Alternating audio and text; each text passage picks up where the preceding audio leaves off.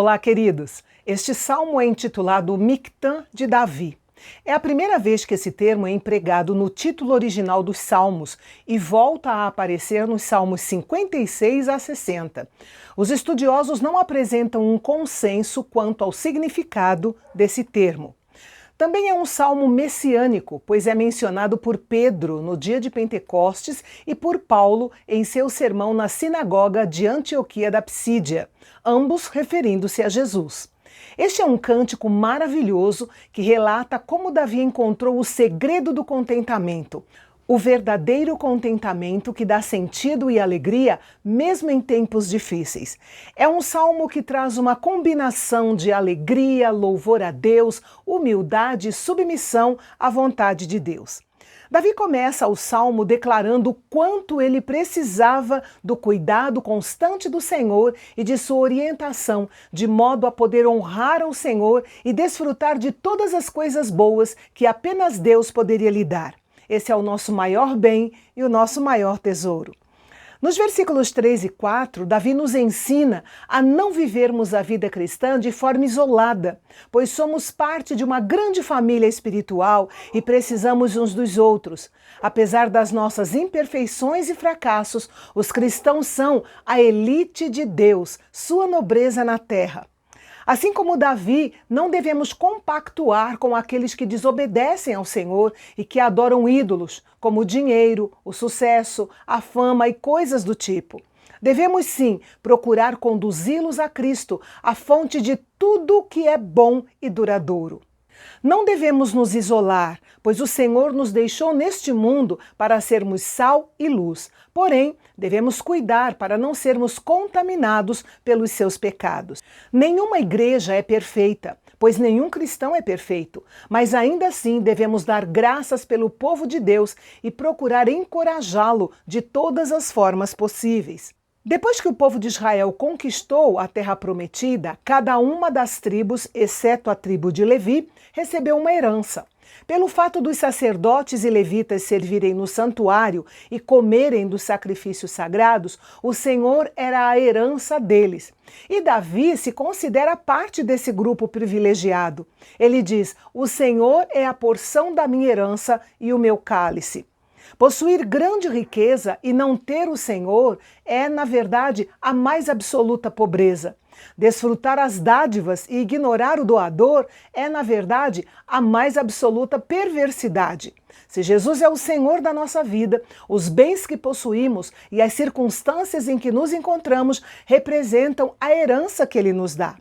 As linhas de demarcação determinavam as heranças das tribos, clãs e famílias de Israel, e cada lote individual era definido por divisas que não deviam ser movidas.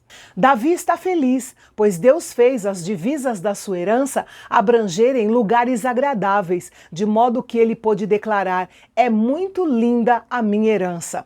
E ele deseja ser um bom administrador de tudo o que o Senhor lhe deu. A comunhão pessoal de Davi com o Senhor é sua maior alegria.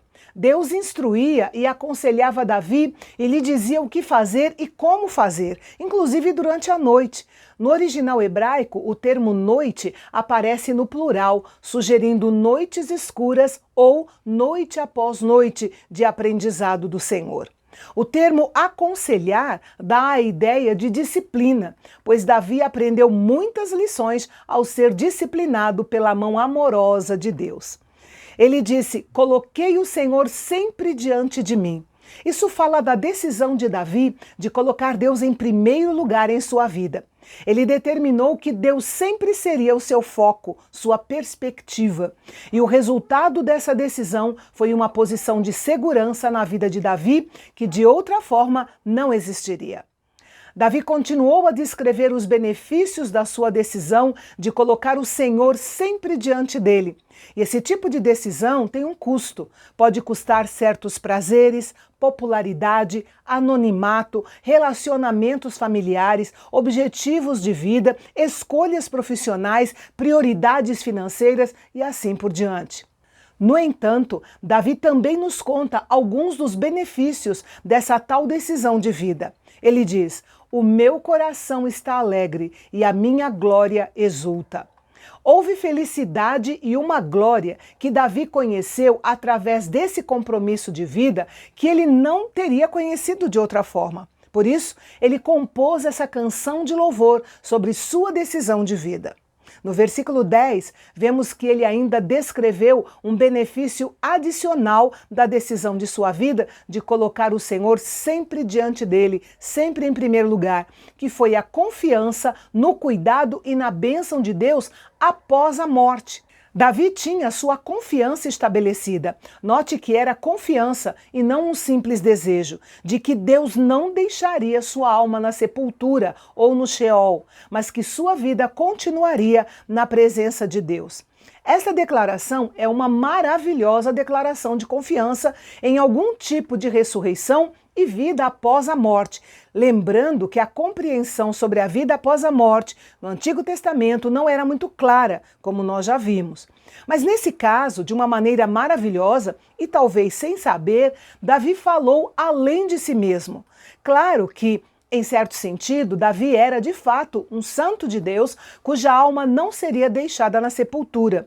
No entanto, num sentido mais amplo e mais literal, somente Jesus Cristo cumpre isso na sua ressurreição. No dia de Pentecostes, Pedro disse que essas palavras iam além de Davi, que estava obviamente morto, enterrado em uma sepultura. Ao citar e aplicar esta passagem do Salmo 16 à morte, sepultamento e ressurreição de Jesus, Pedro mostrou uma compreensão inspirada na obra de Jesus na cruz. Ele entendeu que, porque Jesus levou nossos pecados sem se tornar pecador, ele não permaneceu morto. E uma vez que é incompreensível que o Santo de Deus estivesse preso à morte, a ressurreição era absolutamente inevitável. Como Pedro disse, não era possível que ele fosse detido pela morte. Davi termina seu cântico dizendo: Tu me farás ver os caminhos da vida, na tua presença há plenitude de alegria, à tua direita há delícias perpetuamente. Com estas palavras, Davi pareceu compreender que os benefícios deste compromisso de vida com Deus foram recebidos tanto nessa vida como na vida além. O caminho da vida é algo desfrutado pelo cristão tanto agora como na eternidade. Deus nos dá a vida eterna para desfrutarmos como um presente no presente e que se estende por toda a eternidade. A conclusão deste salmo é especialmente maravilhosa. Sabemos que esta vida de alegria, regozijo e plenitude de alegria não é uma vida livre de problemas. É uma vida que pode ser desafiada a enfrentar ataques em vários níveis. No entanto, na medida em que um compromisso de vida com Deus é assumido e desfrutado, podemos viver uma vida segura, feliz e abençoada. E amanhã vamos ver Davi mais uma vez em uma situação perigosa, clamando ao Senhor por livramento. Ele deseja que o Senhor o examine e o justifique diante dos seus inimigos. Não perca mais essa preciosa lição dos Salmos amanhã, aqui no Canal Bendito, o seu canal de Fala Fácil, onde a teologia é para todos.